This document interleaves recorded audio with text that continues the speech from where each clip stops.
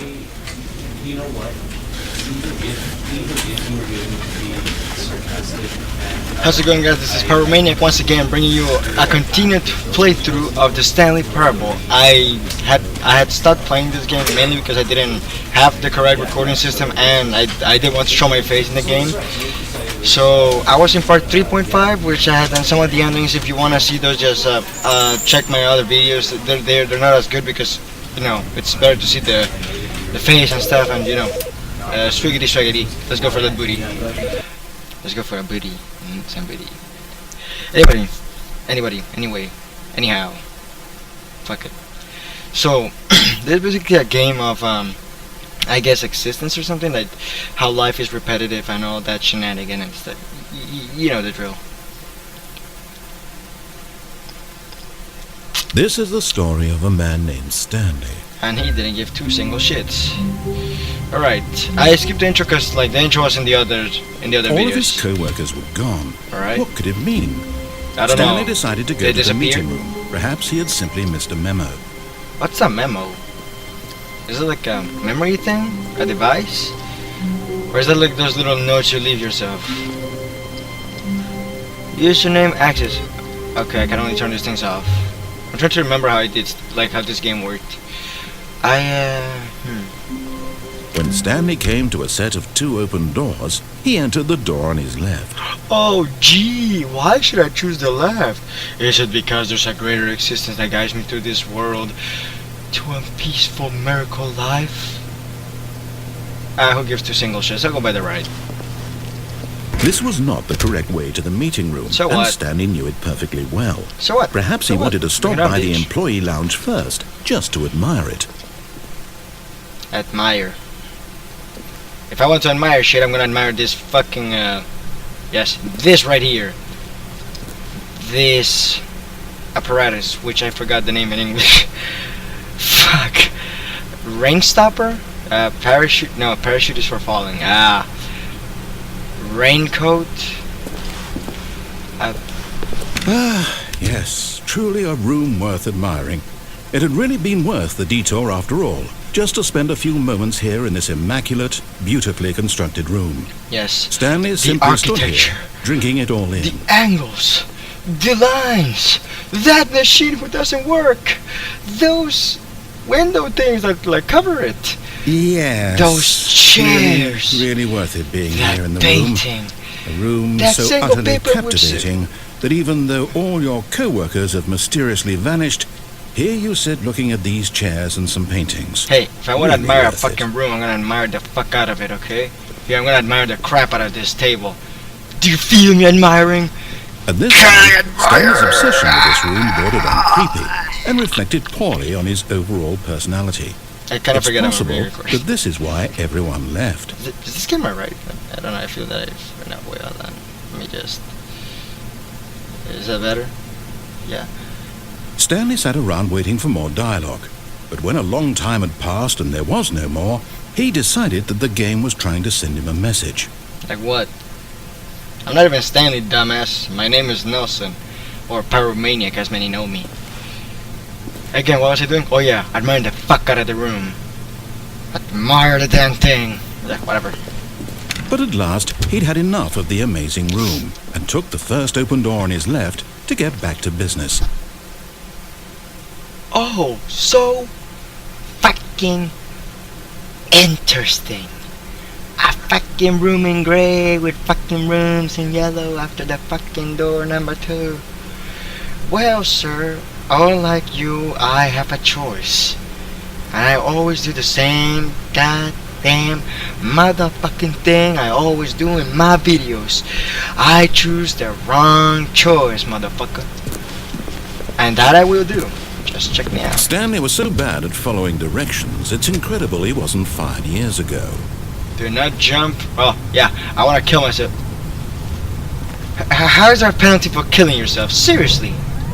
Look, Stanley, I think perhaps we've gotten off on the wrong foot here. I'm not your enemy, really, I'm not. I realize that investing your trust in someone else can be difficult, but the fact is that the story has been about nothing but you all this time. There's someone you've been neglecting, Stanley. My grandmother? Someone you've forgotten about.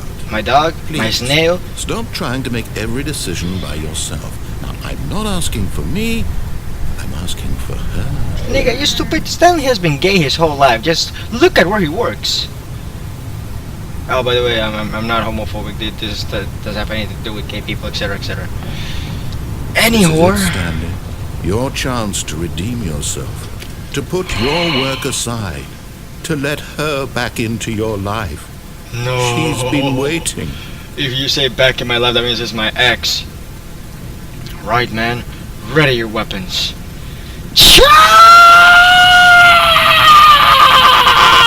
Charge! That's her, Stanley. You need to be the one to do this. To reach out to her.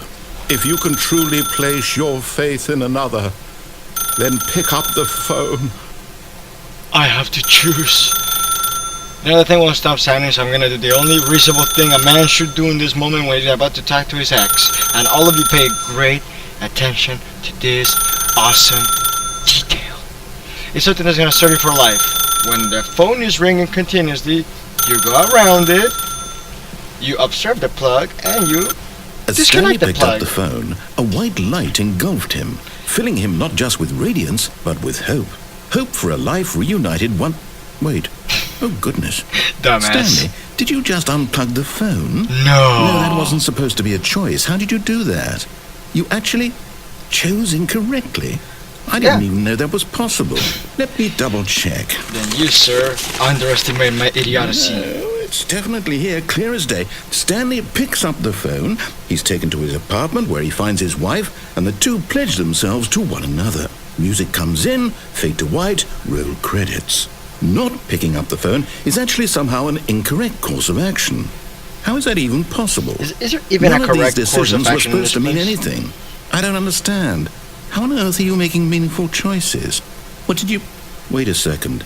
Did I just see... No, that's not possible. I can't believe it. See How had what? I not noticed it sooner? What? You're not Stanley. You're a real person. You found the damn secret. I can't believe I was so mistaken. This is why you've been able to make correct and incorrect choices. And to think I've been letting you run around in this game for so long. If you'd made any more wrong choices, you might have negated it entirely. It's as though you completely ignored even the most basic safety protocol for real-world decision-making. Or did you not grasp the severity of the situation? Well, I won't have that kind of risk on my watch. I'm going to stop the game for a moment so we can educate you properly on safe decision-making in the real world.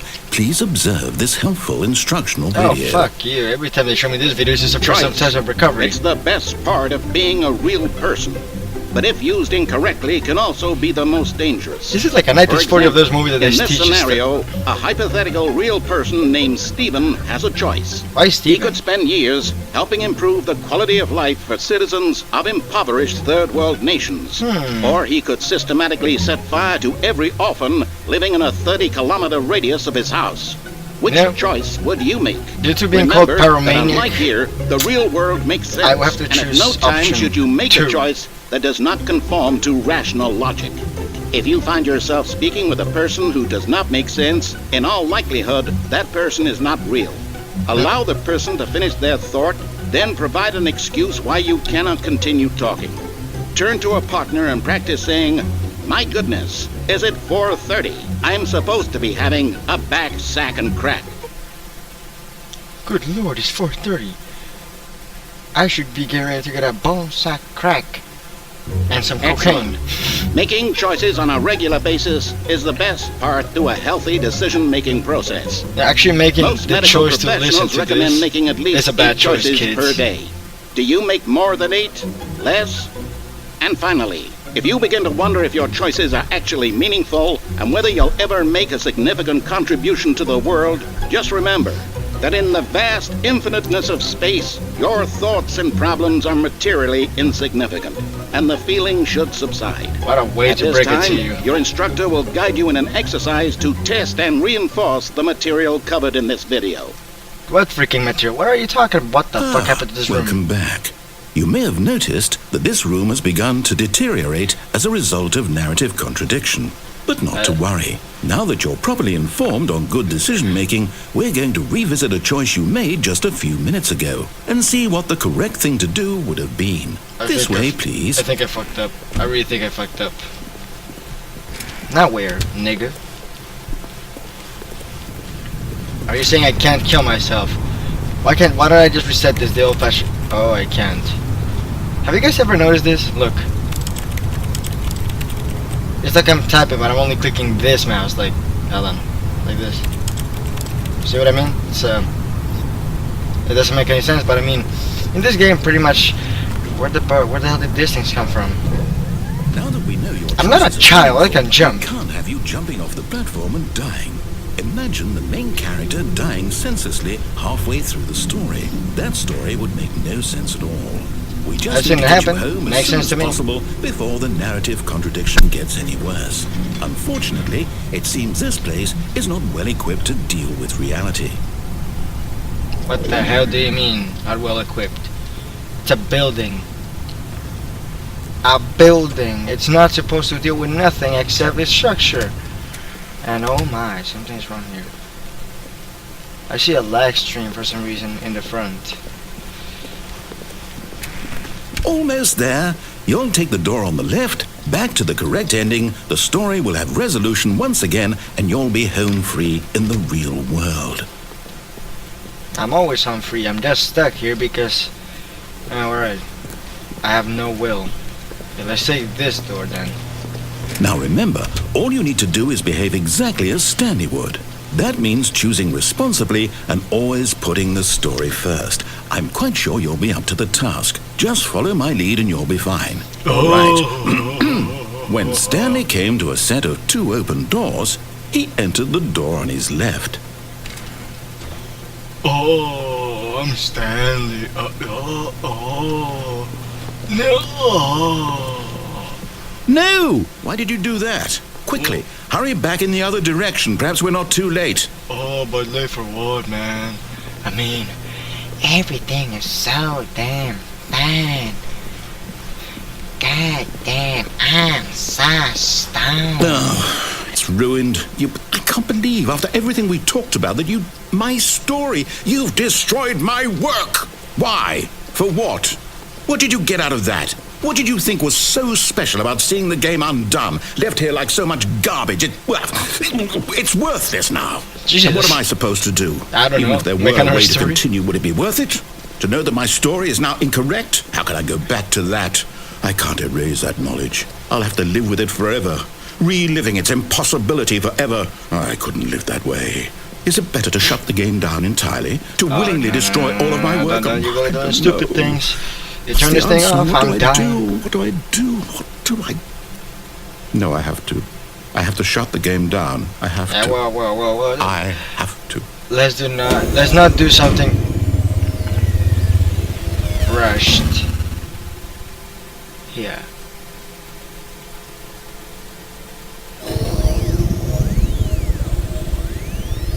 They just turned into a horror story, that's the way. I'm here.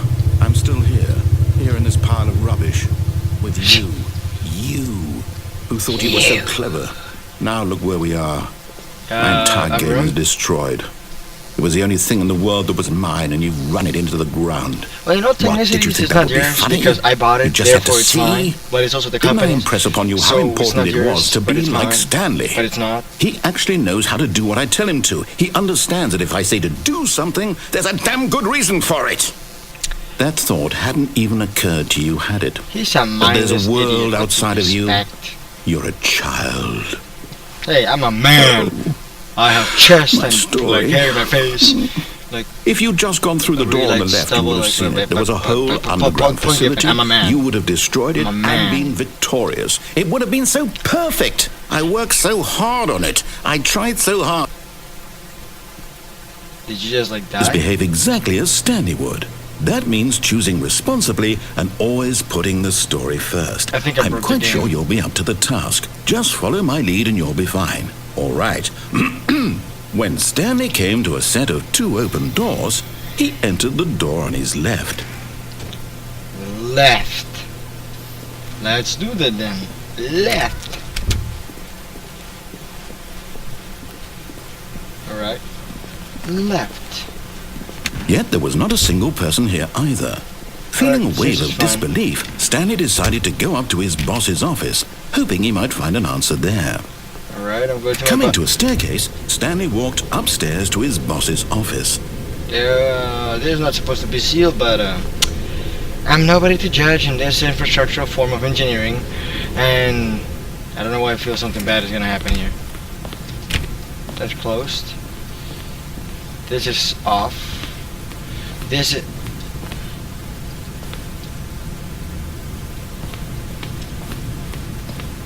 Something's weird about Stepping this inside his manager's office, Stanley was once again stunned to discover not an indication of any human life. Hey, look, the Shocked, symbol of the game. unraveled, Stanley wondered in disbelief who orchestrated this I am the most until he saw the expensive boss. door with a voice receiver next to it. Surely behind this door lay all the answers to his questions. And beyond all probability, he knew the passcode. He had seen it on his boss's computer just last week. Night Shark 115. Was this the code to open the door? Would it still work? There was only one way to find out. Stanley had been trained never to speak up, but now he would draw from within himself the courage to face the unknown. He drew a sharp breath and then spoke the code. Night Shark 115.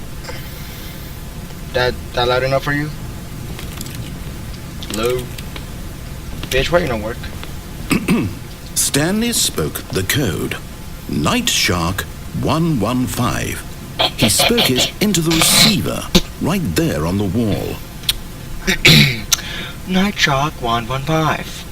Please answer. I'm sorry, is there a problem? You didn't mishear me, did you? Please speak the code into the receiver. Otherwise we can't get on with the story. Night This is a crucial step. 1 motherfucking 5. Okay, fine, you're not gonna do it, but you know what?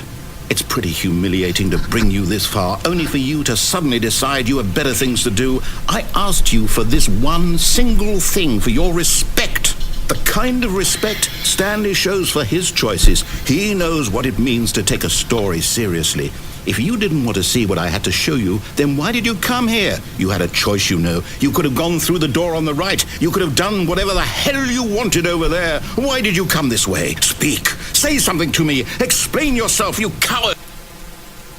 Oh, he had a tantrum. When Stanley came to a set of 2 open doors, he entered the door on his left. What the fuck?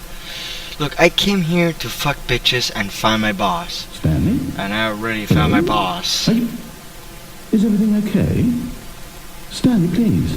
I need you to make a choice. I need you to walk through the door. No, that is getting way too perverted for me. Anyways, I guess